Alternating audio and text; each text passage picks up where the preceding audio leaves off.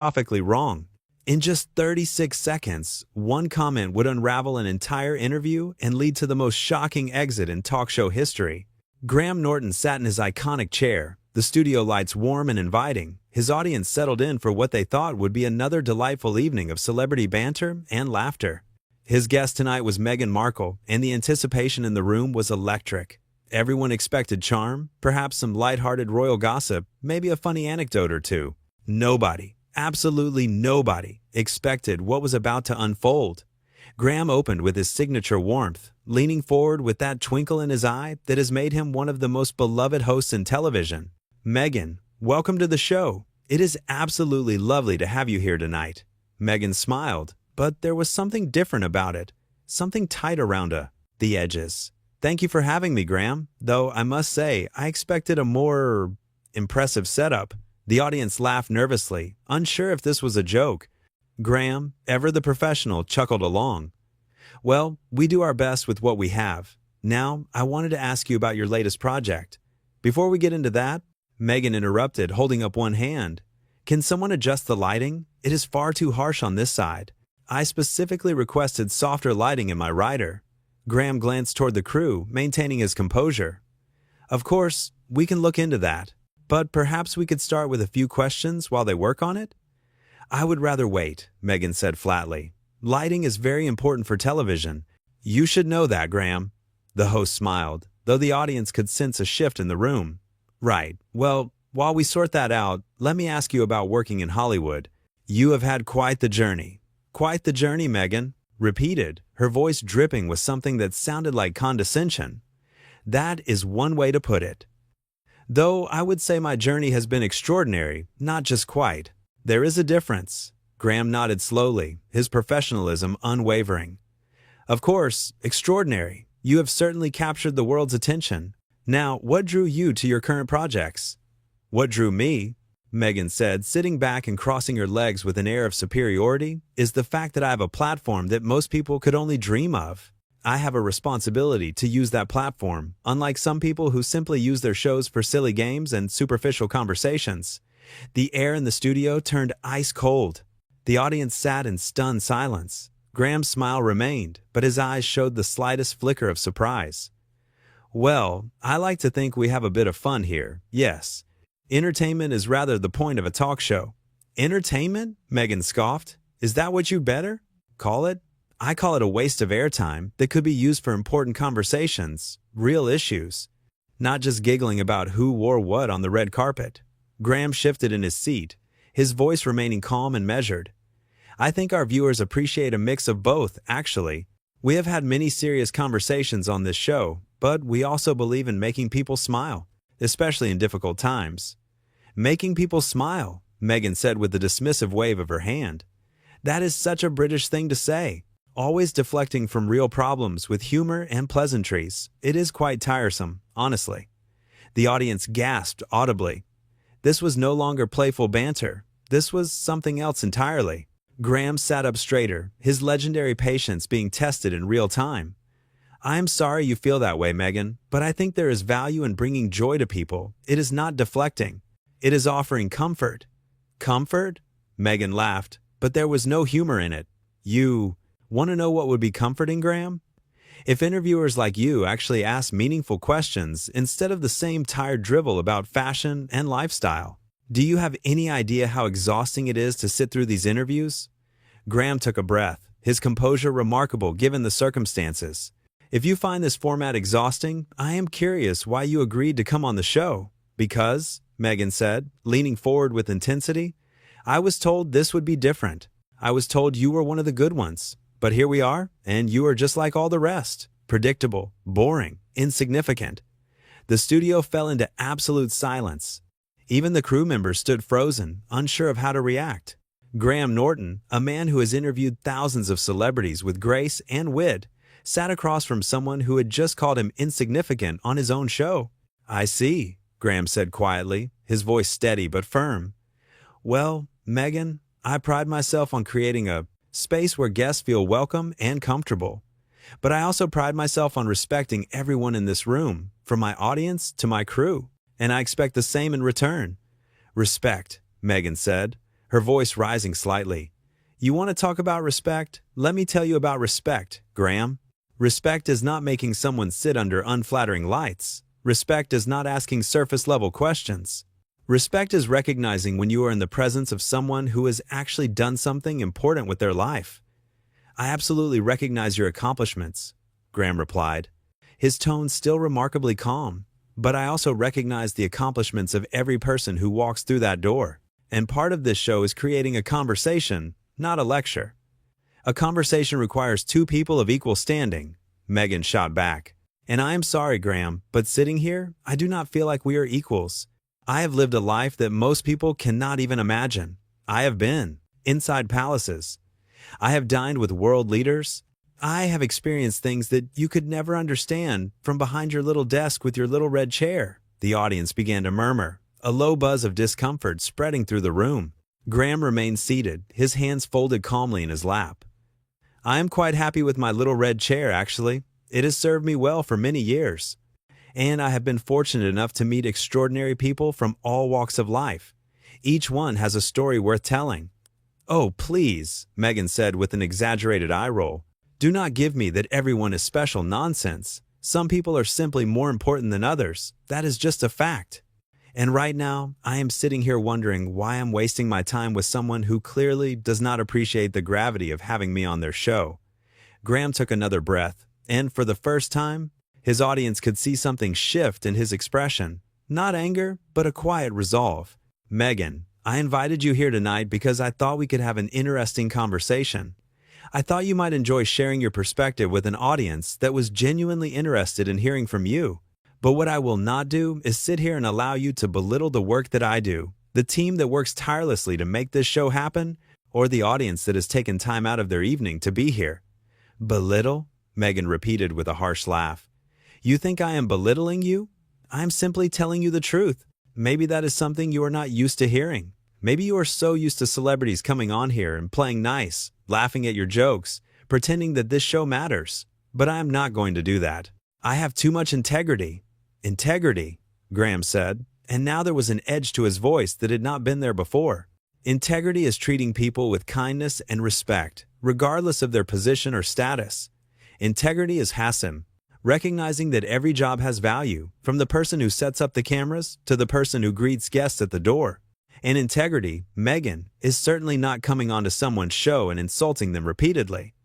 Meghan stood abruptly, her face flushed. How dare you lecture me about integrity? Do you know who I am? Do you know what I have been through? I know exactly who you are, Graham replied, still seated, still composed. But who you are does not give you the right to treat people poorly. Fame is not a free pass to be unkind. Unkind. Meghan practically spat the word. You want to see unkind, Graham? Unkind is wasting my time with this pathetic excuse for an interview. Unkind is not living up to the standards that were promised. Unkind is sitting there in your smug little chair, acting like you are some sort of moral authority when you are nothing but a talk show host who asks celebrities about their holidays. The audience began to react more vocally. Now, a mix of gasps and scattered disapproval. Graham stood up slowly, his height suddenly commanding the space. Meghan, I think it is time for us to end this interview. End it? Meghan laughed incredulously. You are going to end it? I was about to walk out anyway. This has been the most unprofessional experience I have ever had. Your show is a joke, Graham. An absolute joke. Then you are free to leave, Graham said calmly, gesturing toward the exit. But before you do, I want to say something. I have interviewed some of the biggest names in entertainment, politics, and culture. I have spoken with people who have every reason to carry themselves with pride. And yet, the ones who are truly remarkable are the ones who remain humble. The ones who understand that treating others well is not optional. It is essential. Meghan grabbed her purse from beside the chair, her movements sharp and angry. Humble? You think I should be humble? After everything I have achieved, after everything I have overcome, you want me to sit here and be humble for your little show? I want you to be decent, Graham replied simply. That is all I have ever asked of anyone. Decent, Meghan scoffed. I am decent to people who deserve it. And you, Graham Norton, have done nothing tonight to deserve my decency. This lighting is atrocious. These questions are beneath me. And quite frankly, you are beneath me. Graham did not flinch. Then I suppose there is nothing more to say. I wish you well, Meghan. I genuinely do. But I will not continue this conversation if you cannot extend basic respect to myself, my team, and my audience. Your audience, Meghan said, looking out at the crowd with disdain. They should be grateful that I even showed up. Do you know how many interviews I turned down? Do you know how selective I am about where I appear? And this is what I get. This is the treatment I receive. The treatment you are receiving, Graham said, his voice firm now, is the same treatment every guest receives. You are being asked questions, you are being given a platform, and you are being treated with respect. The difference is that you have chosen to respond with hostility and condescension. I have chosen, Meghan said, her voice rising to a near shout, to stand up for myself, something you clearly do not understand. You just sit there and let people walk all over you with your fake smile and your silly questions. Well, I am not going to play that game. Nobody is asking you to play a game, Graham said evenly. We are asking you to have a conversation. But if that is too difficult for you, then perhaps you are right. Perhaps this is not the right place for you. Meghan's eyes flashed with fury. You are actually kicking me off your show? Do you have any idea what this will do to your reputation? Do you know how this will look? I am not kicking you off, Graham clarified. I am giving you the choice to either sit down and have a respectful conversation or to leave. The decision is entirely yours. For a moment, Meghan stood there, her chest heaving with barely contained rage. The studio was so quiet that you could hear the hum of the cameras. Every eye was on her, waiting to see what she would do next. This is unbelievable, she finally said, her voice shaking. I came here in good faith. I came here to share my story, my truth. And this is what I get. Disrespect, disregard, complete and utter unprofessionalism. Meghan, Graham said gently, one last attempt at de-escalation. I truly am sorry that you feel this way, but I cannot allow you to continue speaking to people this way. Not on this show, not in this space. You cannot allow, Meghan repeated mockingly. Who do you think you are, Graham? You are not royalty. You are not special. You are a television host who got lucky. That is all. Perhaps, Graham acknowledged with a slight nod. But I am a television host who treats people with dignity. And I am a television host who will not tolerate bullying or cruelty, no matter who it comes from. Bullying, Meghan gasped dramatically. You think I am bullying you? This is rich. This is absolutely rich. I am the victim here, Graham. I am the one who has been mistreated. I am the one who has been subjected to impossible standards and constant criticism. And now you have the audacity to accuse me of bullying? I am not accusing you of anything, Graham said carefully. I am simply observing your behavior and responding accordingly. You have called me insignificant, boring, and unprofessional. You have dismissed my audience and my team. You have made it very clear that you believe yourself to be above this entire experience. Those are your words, not mine. Meghan opened her mouth to respond, then closed it again. Her face was red, her hands trembling slightly. I want you to know, she said, her voice low and dangerous, that I will be telling everyone about this. Everyone. My people will make sure that the world knows exactly what happened here tonight. How I was treated, how I was disrespected. You are welcome to share your perspective, Graham said calmly, and I am confident that the footage will speak for itself. That seemed to stop Meghan cold. Her eyes widened slightly as the reality sunk in. Every word, every insult, every dismissive gesture had been captured on camera. There would be no rewriting this narrative. You recorded this, she said, though it was not really a question. This is a television show, Graham replied matter-of-factly. Everything is recorded, as you well know. Meghan stood frozen for a moment longer, and then something seemed to break inside her. Fine, she said sharply. Fine, I am leaving. This show is a disaster anyway. Nobody watches it anymore. You are past your prime, Graham. Everyone knows it. Perhaps, Graham said again, unruffled. But I still show up every week and try to bring a little bit of joy to people's lives, and I am proud. Of that joy? Meghan sneered. Keep telling yourself that. She turned toward the exit, her heels clicking loudly against the floor. But before she could take more than a few steps, Graham spoke again. Meghan, he called out, and she stopped but did not turn around. I genuinely hope you find whatever it is you are looking for. I hope you find peace, because this, he gestured to the space between them, this is not it. Meghan's shoulders tensed, but she did not respond. She simply continued walking, her head held high, her expression defiant. The studio doors opened, and she disappeared through them without a backward glance. The audience sat in stunned silence for several long seconds. Then, slowly, tentatively, someone began to clap. Then another person joined in, and another, until the entire studio was applauding, not in celebration, but in support of their host who had just navigated the most bizarre and uncomfortable interview of his career with grace and dignity. Graham stood there, looking slightly overwhelmed, and gave a small, humble bow. "Well," he said with a shaky laugh, "that was certainly unexpected." The audience laughed with him, a release of all the tension that had been building for the past several minutes. Graham ran a hand through his hair and shook his head in disbelief. "I have been doing this job for a very long time," he continued, "and I can honestly say I have never experienced anything quite like that." Someone from the audience shouted, "You handled it brilliantly," and others voiced their agreement. Graham smiled, genuine warmth returning to his face. "Thank you. That is very kind. I think we could all use a drink after that, to be honest." More laughter rippled through the crowd. He walked back to his chair and sat down, composing himself. "You know," he said thoughtfully, "I always say that this show is about creating a space where people can relax, be themselves, and have fun. Sometimes that works beautifully. Sometimes, as you just witnessed, it does not work at all. But I think what matters is how we respond when things go wrong." The audience listened intently, hanging on every word. "I could have gotten angry," Graham continued. "I could have shouted back or been cruel in return, but that would not have made anything better. It would have just created more ugliness. And I refused to do that. I refused to let someone else's anger or frustration turn me into someone I am not proud of." Another round of applause erupted, louder this time. "I want everyone watching to know," Graham said, looking directly into the camera, "that you deserve to be treated with respect, always. No matter who you are, no matter what your job is, no matter how much money you have or do not have, your dignity matters, your feelings matter. And nobody, absolutely nobody, has the right to make you feel small." The applause grew even louder, people rising to their feet now. Graham looked genuinely moved by the response. "We have more guests coming up," he said with a smile, "and I promise you they will be delightful. So please, stick with us. We are going to shake this off and have a wonderful rest of the evening."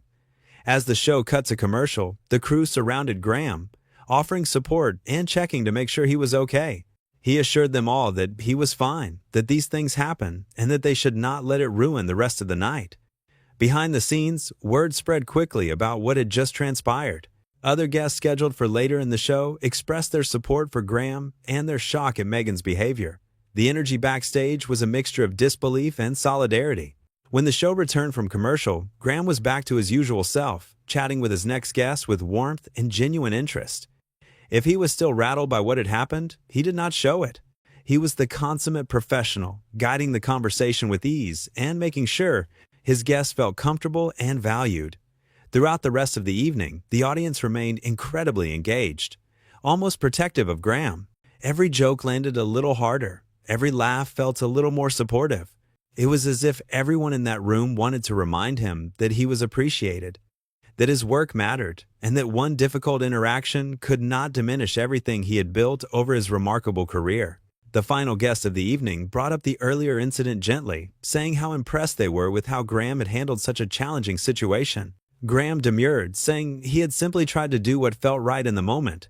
"I think we all have moments where we are tested," Graham said reflectively, "where someone pushes our buttons or challenges our patience. And in those moments, we get to choose who we want to be. I chose to be calm. I chose to be firm but fair. And I chose to protect the space that we have built here. This space that is supposed to feel safe and welcoming." The guest nodded appreciatively. "It is a testament to your character, truly." "Thank you," Graham said sincerely. "But honestly, I just wanted to make sure that everyone here, from the audience to the crew, knew that I would stand up for them, that I would not allow someone to come in and treat any of us poorly. We are a team here. We are a family, and families protect each other." As the show drew to a close, Graham addressed the audience one final time. "Thank you all for being here tonight. Thank you for your support and your kindness. And thank you for understanding that sometimes television does not go according to plan. But that is okay. life does not always go according to plan either. What matters is how we handle the unexpected moments with grace and integrity. The audience gave him a standing ovation as the cameras faded out, their applause echoing through the studio. Graham Norton stood there, looking humbled and grateful, a reminder that true class cannot be shaken by someone else's lack of it. In the hallways outside the studio, staff members were still processing what they had witnessed. Many expressed pride in their boss for handling such a volatile situation without losing his cool. Others talked about how uncomfortable it had been to watch someone behave so disrespectfully in what was usually such a positive environment. The general consensus was clear. Graham Norton had shown exactly why he has remained one of the most respected figures in television for so many years. Not because he never faces challenges, but because of how he faces them. With dignity, with kindness, and with an unwavering commitment to treating people well, even when they do not extend him the same courtesy. What started as an evening that promised lighthearted entertainment had turned into something entirely different. It became a masterclass in grace under pressure. It became a reminder that how we treat others, especially in difficult moments, defines who we are. And it became a testament to the fact that true professionalism is not about never encountering problems, but about how we navigate them when they inevitably arise. Graham Norton did not set out to teach anyone a lesson that evening. He simply tried to maintain the values that have always guided him: respect, kindness, and integrity. But in doing so, he showed millions of viewers what those values look like in action. He showed them that it is possible to stand firm without being aggressive, to set boundaries without being cruel, and to maintain your dignity even when someone is actively trying to strip it away. The contrast between his behavior and Meghan's could not have been more stark. Where she saw an opportunity to assert dominance and superiority, he saw an opportunity to demonstrate humanity. Where she chose insults